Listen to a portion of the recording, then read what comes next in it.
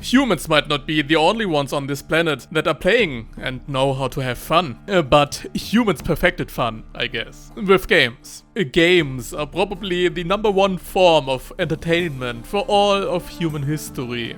Be it simple dice games, team sport games, or these weird tabletop RPGs you're playing occasionally with your friends, as long as the session isn't cancelled. Games are part of any human culture, and games reflect class differences within your culture. The games reflect certain values, and the games reflect the ways individuals within your culture interact with each other. And in this video, I'll show you how to create some games for your own world.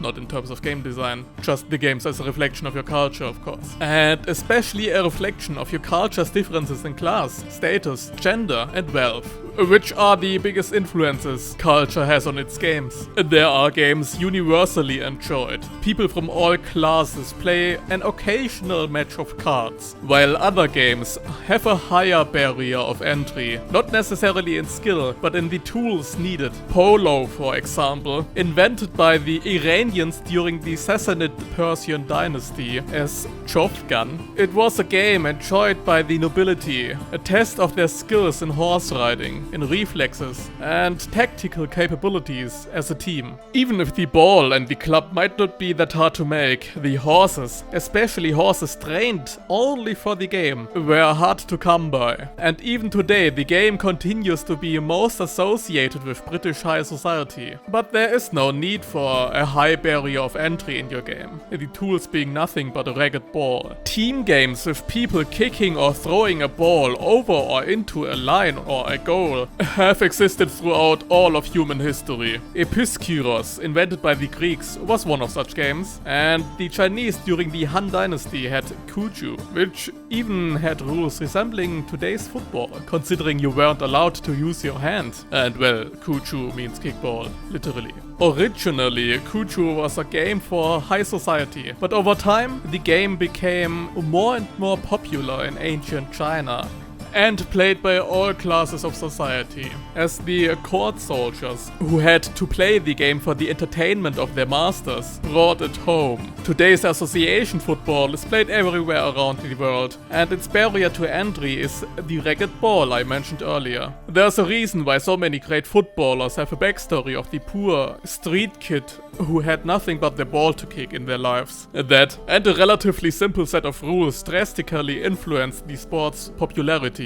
Compared to American football, where not even the players know the rules perfectly. American football is a sport that gets drastically boosted by its media attention alone. However, a sport that is mostly watched isn't less of a sport or a game, as long as the people are entertained by it, of course. Some might take their fandom even a bit too far. Football hooligans might be a menace, but they are child's play compared to the fans of chariot racing during the reign of Justinian I within the Byzantine Empire. The Blues and the Greens were two chariot racing teams that divided Constantinople. They had massive political influence in the city, as it was the only outlet for the city's citizens. For them, it was both a way of political activism and anger they couldn't show anywhere else. After any race, the two teams' fans clashed. People were killed and arrested, which in turn caused the hooligans to turn their anger towards the state. Flavius Hypatius, a relative of Justinian, took the chance and let the masses declare him emperor. But in the end, he died and took 30,000 souls with him in one of the deadliest riots the Roman Empire has ever seen. So think of what influence your game has even beyond the play itself. People might associate themselves with their game, as people have strong opinions about stuff they like. And I'm not excluded from that. This is of course just one of the many influences a game might have on your culture. The game might be addictive. It might be a scheme to redirect the wealth of the poor into the hands of a few rich people, like with many casinos. It might be a test of skill by the upper class, one of the few ways of entertainment for the lower class, or a universally played game you play when talking with a friend. Enough about boring cultural influences. What about the games itself? Well, I'll talk about it right after I show you the game off. Click the Worldbuilding Sage subscribe button. Like the video and write a comment about games in your world. It's said you'll get a sense of pride and accomplishment once you've done all 3. Also a great set of videos by the Worldbuilding Sage. To create a game, you first need to know who it is for. It greatly influences your game, its rules, tools needed, and thus the barrier of entry. But I've already talked enough about that. Then think about the type of game it is supposed to be. There are generally 2 sets you can choose from. Team games where you have to coordinate yourself with other people, or more individualistic games. It can greatly reflect your culture's virtues depending which type of game is more popular within certain parts of your culture. The game's tools are just as important. Do you need carefully bred horses? Maybe even an ability to cast magic? Something else reserved to a special elite? Or is it a simple set of dice you need? Or a ragged ball and 2 rocks that serve as goalposts in the narrow streets of the slum? You don't need to make an entire set of rules for your game. Just think of a way how your game's rules might have been impacted by your culture's quirks. And of course, think of the goals at least, and how the game is played more or less. Lastly, think about the game's cultural impact beyond the scopes of the games. How the game might be the cause of 30,000 deaths after a violent riot.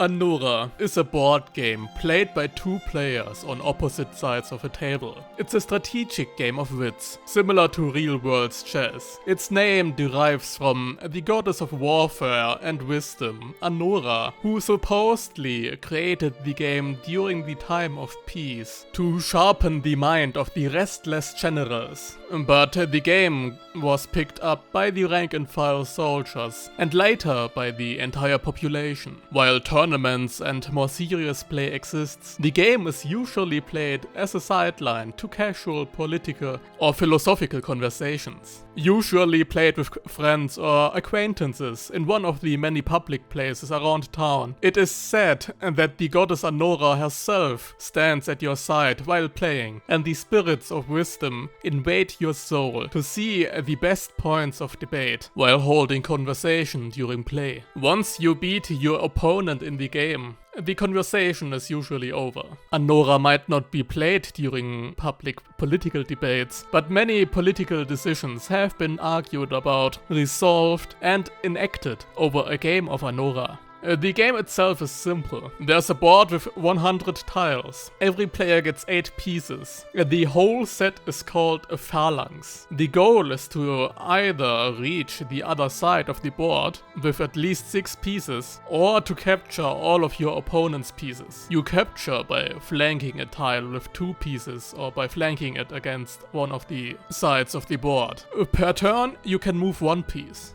The sport I'm going to show you is just as much of a game of wits and tactics. There's no official name for this sport. Most call it terrain ball, others spell ball. Both names already tell you what the game is about, more or less. The sport was created to test the wits of the noble youth and to train certain magical abilities. The game can only be played by mages. The rate of injury is very high, especially for a sport that is aimed at people that carry the future of entire lineages. The game is played on a 185 meter long earthen field. At each end of the field there's a touchdown zone similar to rugby and American football. The zone, however, doesn't encompass the entire width of the field, only about 1/4 of it. To score, you need to bring the ball over to that zone while carrying it. The most spectacular difference to rugby is that you might alter and hinder the carriers of each team with spells as much as you like, as long as you only alter the terrain. You aren't allowed to cast magic that affects other players directly, and you might not use magic to target the ball. You can only use magic to target yourself or the terrain. At the end of each match, a terrain ball field looks like a war zone. The main point of injury is when a player who enhanced their own speed crashes into a wall just conjured by an enemy team member. My world's magic system I'll eventually delve into in a magic system video allows the team to be split into 2 sets. One set are basically the spellcasters, who are there to alter the terrain to their whims, while the other set enhances themselves to acquire and carry the ball. That's it for today's video, world builders. I hope you liked it. If so, leave a like and subscribe, and tell me about your games or sports in your world. See ya!